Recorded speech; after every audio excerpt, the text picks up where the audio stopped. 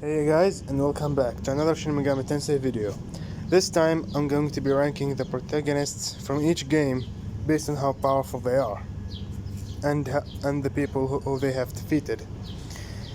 Before I start this video, I want to tell you this is going to be the most controversial video I've ever made so far. People just don't seem to know how to scale this franchise. I mean, they just suck. That's all you need to know. So I'm going to make my own ranking list. I'm going to be as accurate and as consistent as I can possibly get. So yeah, I'm also gonna shit on Feather's list, so don't mind that. At the J tier, we have Makin, Surf, Kazuya, and Tamaki. Makin, the chick at the bottom, the one with purple hair, is a human controlled by a demon sword. That demon really isn't anything special, just a basic demon. Nothing really that makes it unique. Surf and Kazuya both took on the 4 archangels and defeated them. Difference is, Kazuya just needed to fight them one by one, while Surf just took them all. Chicks took all the 4 of them at once. That makes Surf stronger than Kazuya. At the top of the J tier, we have Tamaki. Okay, so this is going to be really specified. Tamaki, through fusion, was able to control Angel Lucifer. Now, hear me out. Angel Lucifer has a statement of being stronger than the general of the angels. That could be anybody. It could be Michael or Abdiel. But Abdiel wasn't even a thing by the time that statement was made, so I'm just gonna roll over and say that Lucifer is stronger than the 4 archangels, all by himself. So, and Tamaki being capable of controlling him through fusion should be enough of a feat to put her above the rest of her fellow protagonists. You know, if you're not stronger than a demon, than a persona, then you can't control that persona. You're either being controlled, you get killed, or you just laughed off and left alone. So Tamaki being able to control Angel Lucifer confirms that she is stronger than him. So yeah. At the I tier, we have Setsuna, Masaki, and Mirai. There's really nothing notable to say. They just defeat higher demons, higher basic demons. So yeah, nothing really to note that. At the H tier, we have the Persona 1 protagonist, Naoya, and Flynn, protagonist of Shin Megami Tensei 4. Naoya defeats Pandora, who may or may not be equal to Tyrant Lucifer and Merkaba. Okay, so now hear me out, they're not equal. Flynn defeats the Ancient of Days, Snat, and the Demiurge. The Demiurge can be argued to be equal to Lucifer and maybe even stronger. Snat and the Ancient of Days, on the other hand, are much more powerful. Boros was able to comprehend Lucifer's and Merkaba's power.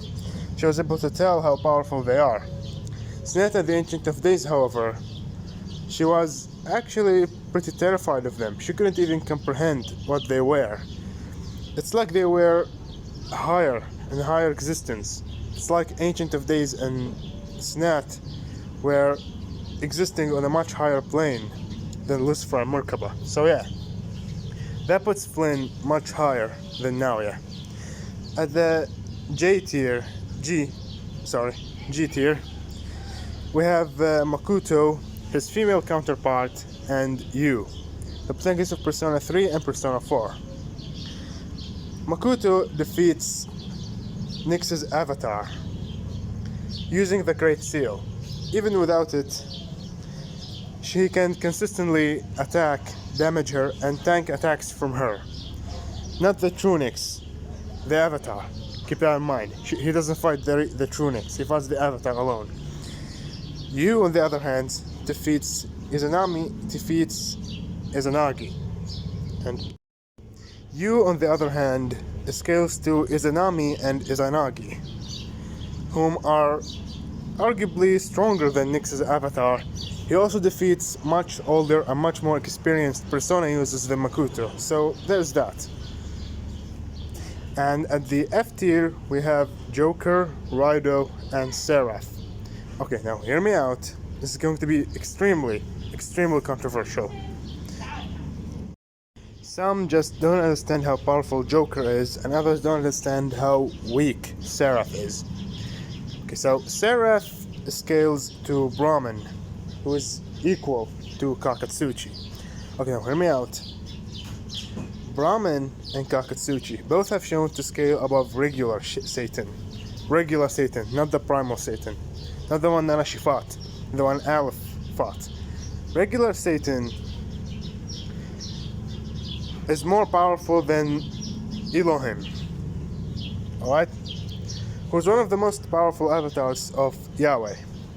Okay, now, both Kakatsuchi and Brahmin are shown to be stronger than Satan and Elohim.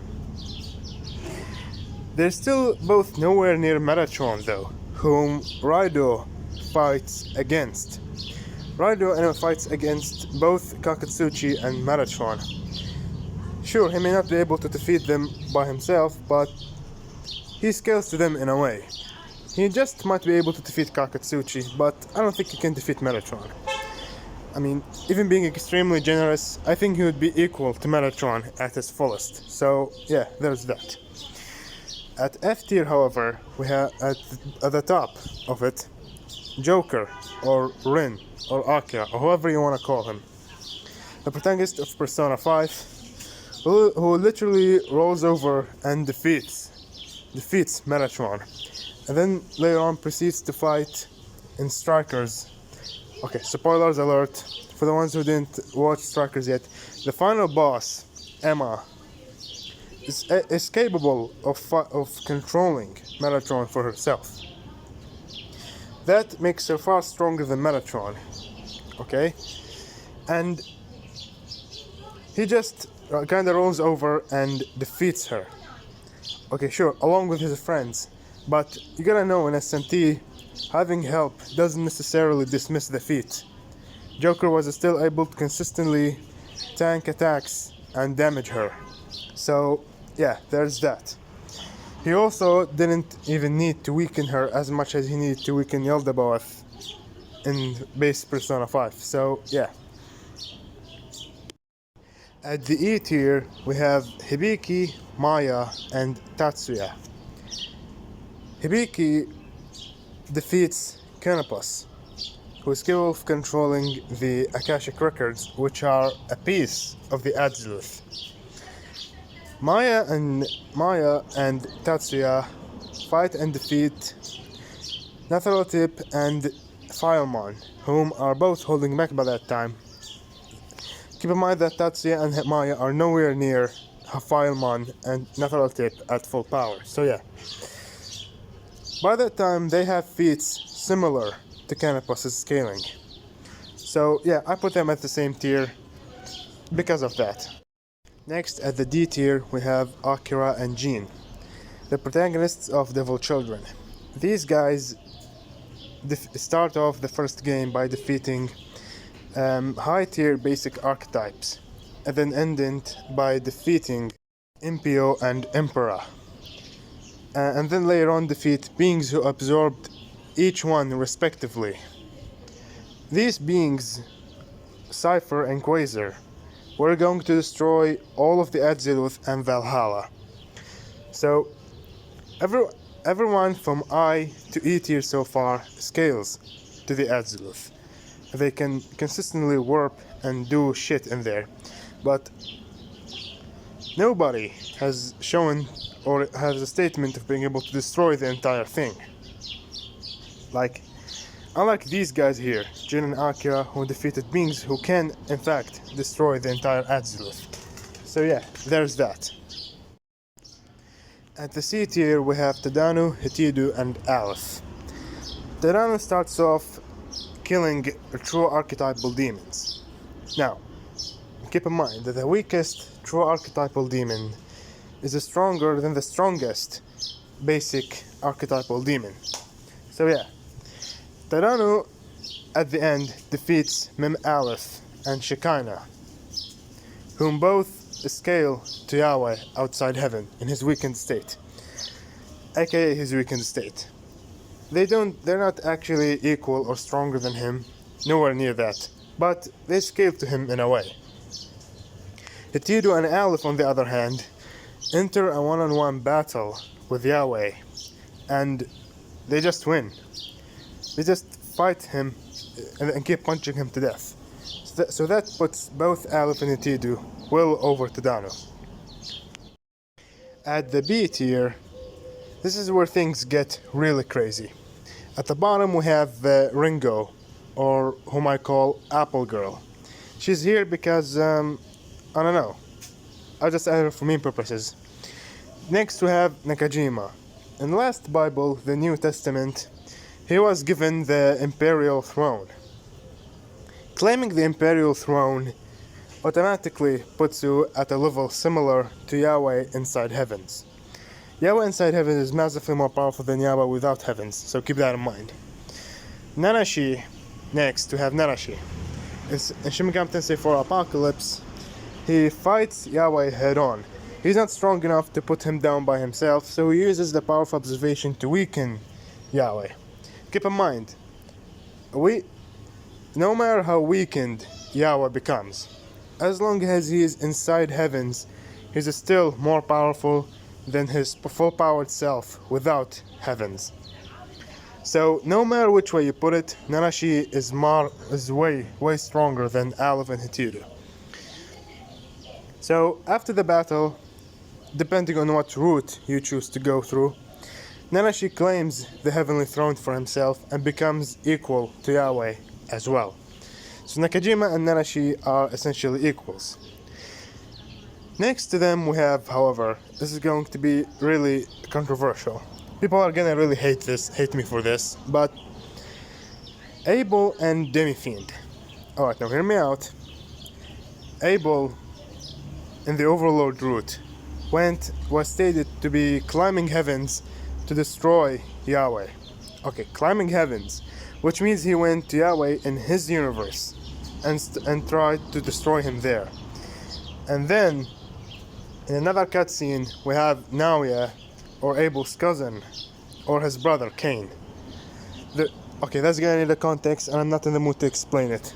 But Naoya / Cain confirms that Abel is winning the battle against Yahweh, and is going to be coming here pretty soon.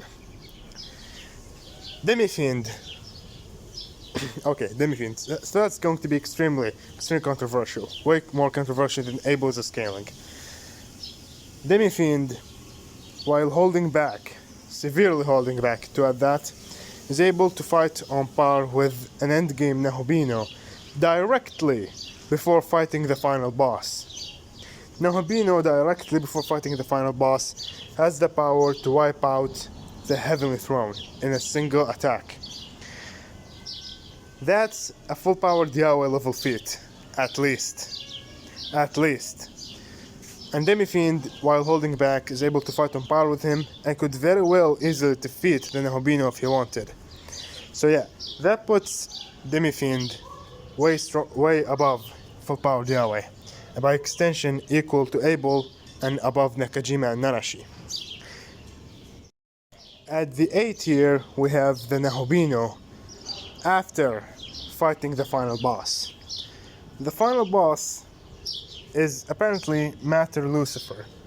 Mater Lucifer was stated in his companion entry. Okay, now hear me out. Mater Lucifer isn't fusible. You can't actually fuse him and get him. But through cheat codes, you can actually find a missing file about Mater Lucifer.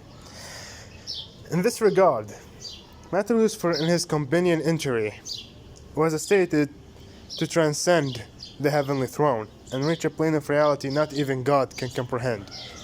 God, aka Yahweh. Mater Lucifer transcended the heavenly throne and became infinitely more powerful than full-powered Yahweh. And Nahobino just rolls over and defeats him. Then absorbs his powers for himself and claims the heavenly throne once again. That's a pretty big feat right there, right? So, yeah. Even without the compendium entry of Matter Lucifer, which is unlocked only by cheat codes and getting the missing files, Lucifer himself has said that he transcended everything. Even the realm you fight Lucifer in was said to be beyond the heavenly throne.